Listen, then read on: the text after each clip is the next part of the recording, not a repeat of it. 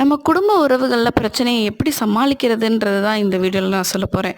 மாமியாராக இருக்கட்டும், நாத்தனாராக இருக்கட்டும், ஹஸ்பண்டாக இருக்கட்டும், யாராகவே இருக்கட்டுமே, அந்த உறவுகளில் இருக்க பிரச்சனையை எப்படி தீர்க்கிறது அப்படின்னு பார்த்தீங்கன்னா, ஃபஸ்ட்டு வந்து நம்ம எதுக்கு பிறந்திருக்கோம்னு நம்ம தெரிஞ்சுக்கிட்டோம். நம்ம யாருன்னு தெரிஞ்சுக்கிட்டோம்னாலே இந்த மாதிரி பிரச்சனைகளே நமக்கு வராதுங்க.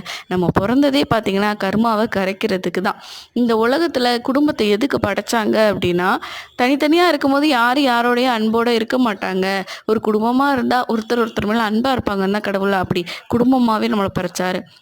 ஹஸ்பண்ட், ஒய்ஃபு, குழந்த அப்படின்னு. பட் அதுக்குள்ளேயே இவ்வளோ பிரச்சனை வருது அப்படின்னா அது எல்லாத்துக்கும் காரணம் நம்மளோட மனசு தாங்க.